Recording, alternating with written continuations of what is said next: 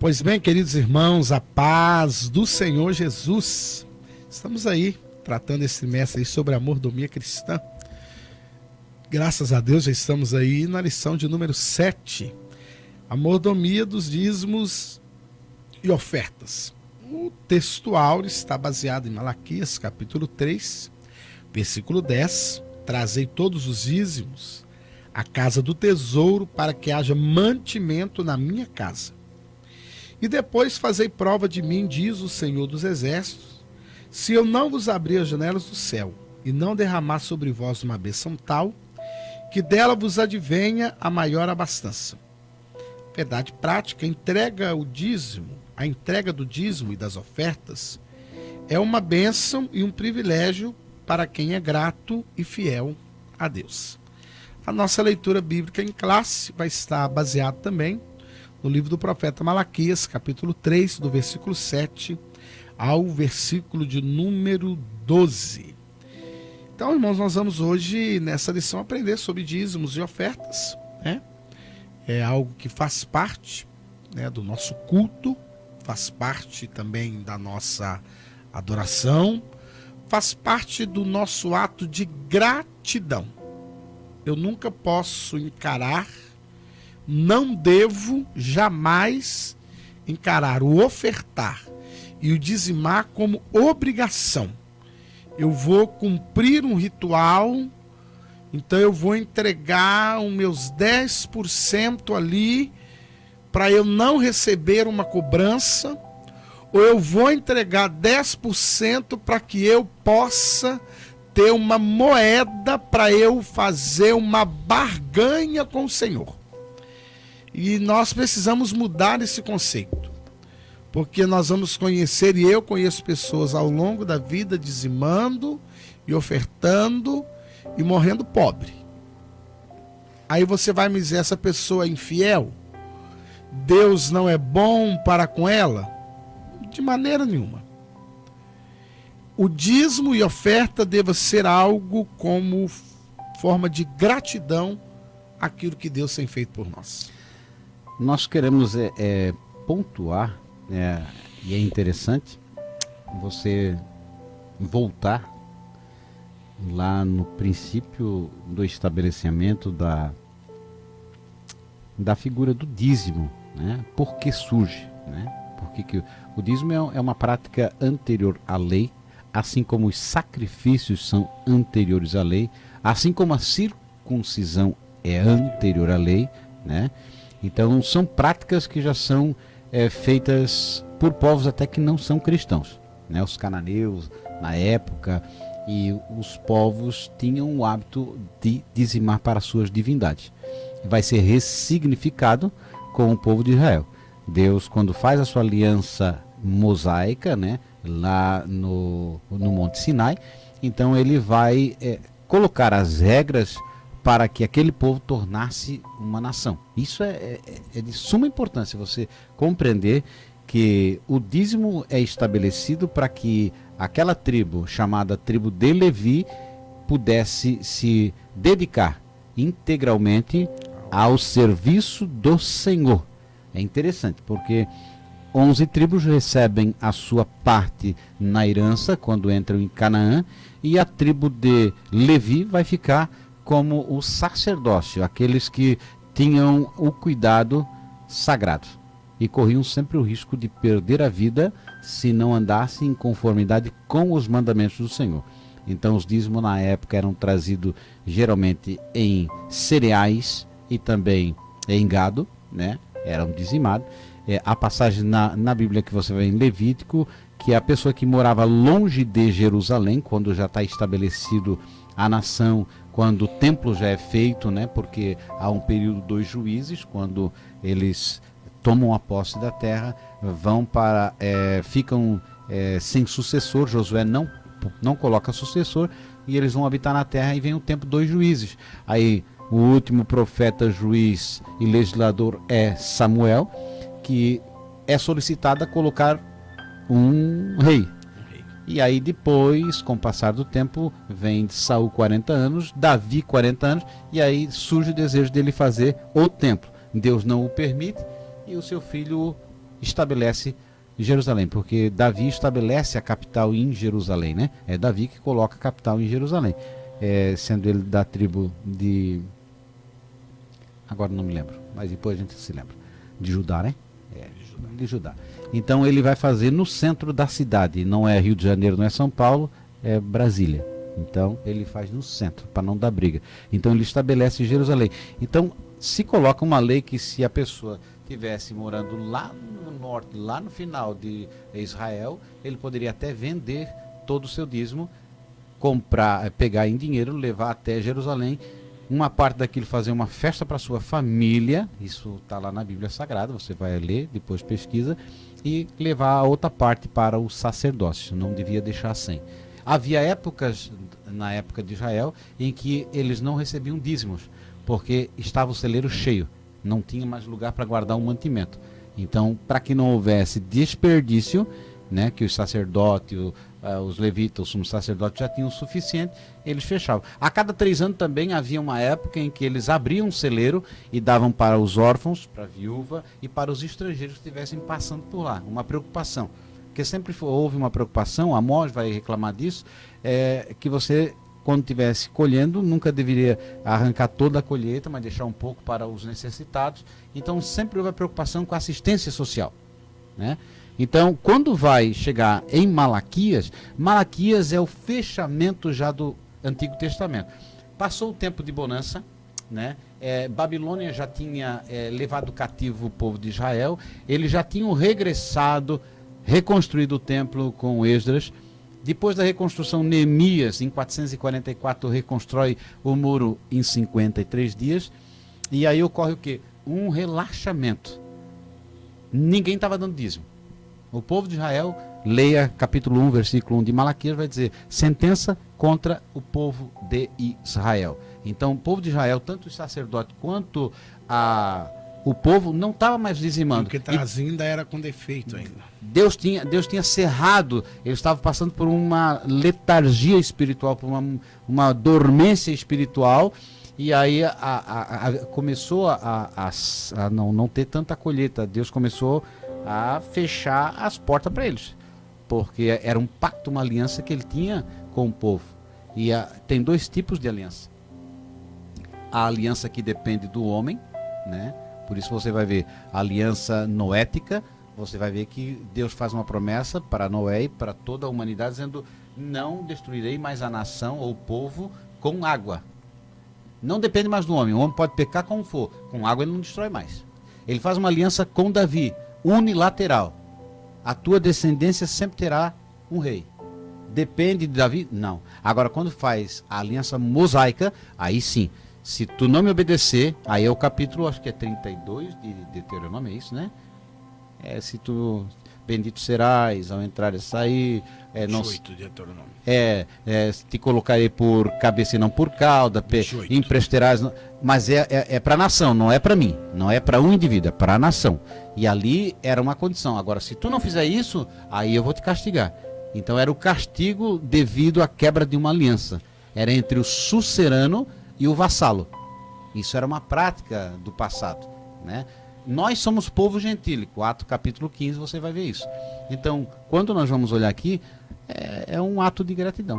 Como disse o pastor Luciano, você tem uma luz a ser paga, você tem uma água a ser paga, você tem construções de igreja, você tem manter programa de rádio, evangelização, que são feitas nos tempos. Pagar, por exemplo, os que são assalariados pela igreja. Há toda uma estrutura e nada mais, né, acho que nobre do que você contribuir. Porque na realidade tudo provém de Deus.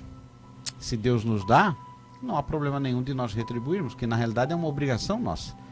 Então a questão toda é quando perde a motivação espiritual, porque às vezes nós percebemos assim que há pessoas que muda o pastor, vai dirigir uma congregação, e aí ele quer expulsar aquele pastor, aí o que eles fazem? Não vai dar o dízimo. Então que sentimento é esse? Se ele dá porque gosta do dirigente, então ele não dá para Deus. Ele dá para o dirigente. E quando ele quer tirar, usa como arma, Então, quer dizer, a motivação dele já não é pura. E também não é uma chave, né? Não é o gafanhoto, é o migrador, o devorador, que vai destruir tua geladeira, o teu carro, porque você deixa de dar ou dá. Porque Deus não trata, não é assim. Porque se Deus fosse tratar na justiça, ninguém se escapava. E quando Davi cai nesse caminho, ele olha para os ímpios prosperando e diz: meu Deus, são ímpios, mas prosperam, e nós somos fiéis, estamos passando fome.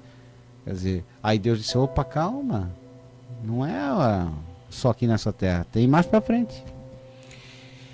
E é isso aí, irmãos. Aí nós vamos passar, terminamos o primeiro tópico, vamos aí agora para o segundo tópico, a base bíblica para dízimos e ofertas. Até já foi começado, pontuado já no começo pelo presbítero irmão Sérgio, né? Que antes da lei, antes de Moisés, né? Nós já vamos ver o próprio patriarca Abraão, né?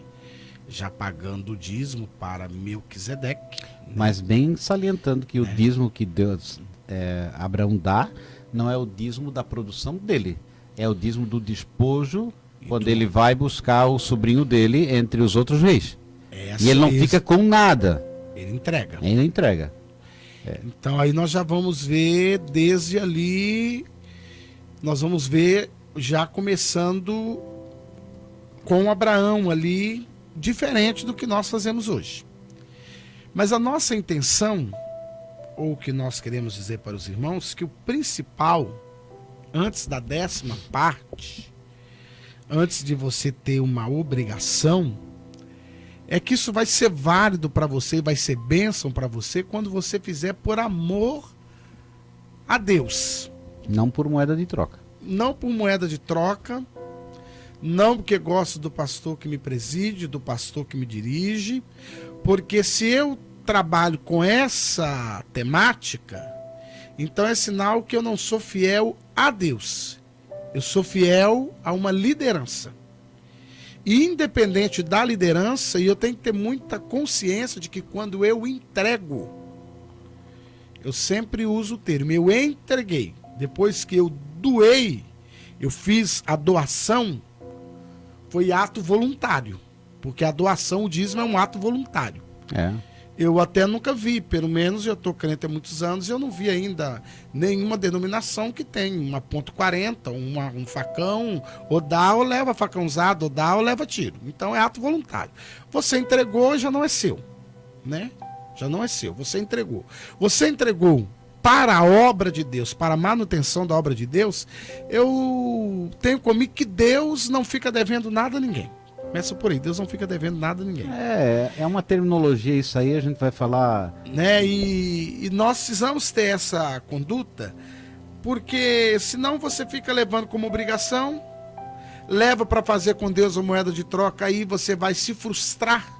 Ou para de repente ganhar um cargo na igreja, ser separado. Aí você vai ter muita frustração. Porque na realidade então não você é vai comprar um ministério? Tá comprando uma oportunidade. Quer dizer, vai fazer igual a Ananias e Safira. Como o Barnabé deu uma oferta e ele não queria ficar por fora. Ele foi lá levar, porque tanto que Pedro falou, se tu desse era teu, se tu não desse também era teu, não precisava. É claro. Porque Ananias não precisava falar nada. Ananias e Safira não precisava falar nada. Ele podia até dizer assim, eu senti nós vendemos e queremos dar metade. Queremos dar tanto. Pronto. E tanto nós vamos ficar, vai que isso aí não dá certo, nós já temos porque na realidade nós não deveríamos estar preocupados com 10%. Nós poderíamos dar 30%, 50%, fazer como a viúva deu 100%. Quer dizer, como os irmãos no princípio davam 100%. Eles vendiam e a Bíblia diz que eles depositavam aos pés dos apóstolos, mas lembrando, todo mundo tinha tudo em comum. E é interessante, irmãos, que o dízimo aqui no Novo Testamento, tanto é para manter essa igreja que tem esse ministério em tempo integral. Hoje nós temos uma igreja que nós temos uma estrutura, nós temos obreiros pagos, nós temos conta a ser paga, nós temos hoje todo o conforto. Tudo isso depende. É necessário que para que se mantenha também, irmãos, obra social, né? Que se mantenha as atividades da igreja no geral, porque são muitas atividades que a igreja tem no seu contexto geral, e é uma alegria. Eu penso, a Bíblia diz que a melhor coisa é dar do que receber. E você tem que analisar que aquele que não quer dar, ou aquele que quer dar, cada um tem que respeitar, né? Porque, mas aí vai para o inferno, ou não vai nenhuma base bíblica para ir para o céu ou para o inferno por causa disso. pela graça sois salvos por meio da fé. E isso não vem de vós. Quando você vai olhar Atos dos Apóstolos, não há requisito a respeito de ordenanças. Mas a questão toda é como você tem que ser grato a Deus. Quer dizer, há uma necessidade, você não fica pensando, mas eu já dei a 10%, agora apareceu um irmão que quebrou o carro, cada um contribui com quanto? Um dá 50%, mas equivale a 10% do que eu... Aí você começa a ficar, quer dizer, você tem que crer que Deus provê. Deus está te usando como canal de bênção para as pessoas. Que o teu bolso está convertido, não é só o teu coração. Então, porque às vezes você está eu ganho R$1.500, mas eu estou naquele culto e aí apareceu uma necessidade porque quebrou o telhado da casa da irmãzinha, viúva, e quem pode? Eu vou dar 100. Poxa, mas dá 8% do que eu ganho. Já dei 10%. Já dei 18% agora ao todo. Então quer dizer que você vai começar a fazer conta? Quer dizer, é complicado quando você entra pelo lado da justiça humana, de querer contabilizar crédito e débito. Olha, eu dei tanto. Ou se não, adquirir um direito, né? Eu sou dizimista fiel. Que coisa feia. Ou quer que o nome dele apareça lá no data show. Quer dizer, a mão direita deu, a esquerda não precisa ver. O certo seria. Não, tem que aparecer lá no relatório. Se não aparecer, fica bravo, fica nervoso. Onde é que está o meu dinheiro? Onde é que foi? Então, quer dizer, não é mais seu. Você já entregou para a obra do Senhor, né? E nós sempre que desmistificar isso, irmãos, até para que você seja abençoado de fato. Porque a bênção não está ou não virá depois que você entregou. Quando você entrega, você já está abençoado. Claro. Já está abençoado. Aí a mordomia dos dízimos e ofertas na igreja local, né? Como deve ser entregue, né? Como deve ser a entrega dos dízimos e das ofertas na igreja local. Aí, irmãos, está tudo aqui pontuado no que já falamos, né? Sempre como ato de gratidão. E ele aqui, o autor, ele vai colocar uma coisa interessante, que se você se congrega, né, no seu bairro, o correto é você entregar o dízimo aonde você bebe água, onde você, né, senta, ali tem um ar-condicionado ou ventilador, ali tem o obreiro que depende daquilo. Então, é interessante, porque às vezes você diz, eu de raiva eu não dou aqui, porque enquanto ele estiver aqui eu estou dando na igreja. Que sentimento é esse? Isso não é sentimento que houve em Cristo Jesus. Não. Eu sou empresário, então eu quero que me dê uma oportunidade, eu tenho que ter um cargo, eu tenho que ter uma liderança, ou eu tenho que ser colocado como pastor, porque, imagina, ou a igreja também olhar, né, para aquele irmão, ou não, respeita, nem toca no pecado dele, porque ele é dizimista. Tá errado. Aí a igreja também tem um comportamento avarento, não confia em Deus, porque tem um lado também da administração. Ou receber dízimo de uma pessoa que, por exemplo, vende droga, de uma pessoa que tem um bar, de uma pessoa que tem uma casa noturna. Esse dinheiro não é, mas só orar e abençoar. Não, a pessoa jogou jogo de azar, não, Deus provê dos nossos. Aí também há avareza do lado de cá, nós temos que ter esse cuidado. Temos que ver a origem de onde vem, porque senão você está recebendo dinheiro da prostituição. Quer dizer... E aí, aí eu vou pregar que Jesus liberta das drogas, mas recebo o dízimo do traficante. E o traficante ou a pessoa que está nessa posição vai dizer assim, ora pelos meus negócios, para que eu continue. Aí eu vou orar que Jesus quer libertar e liberta da prostituição, e a prostituição é pecado, e eu recebo o dízimo da prostituta. Aí ela me pede para eu orar para que Deus lhe mande clientes. Aí vai acontecer como o cego na porta formosa, né? O coxo, né? Pedro e João, no capítulo 5, né? Que sobem para orar e curam aquele homem. Por um lado foi bom, mas por outro lado cessou a renda dele. Fonte de lucro. Agora ele teria que trabalhar. Então muitas vezes Deus vai abençoar o indivíduo cessando o lucro. Não dando mais lucro, porque tem gente tendo lucro e não adora mais a Deus. Porque daí ele vai viajar, ele vai passear, ele vai andar de carro, vai comprar barco, ele vai até contribuir, mas a vida espiritual dele seca. Ele se torna uma figura, né, só de domingo, de festa, mas ele não tem mais compromisso.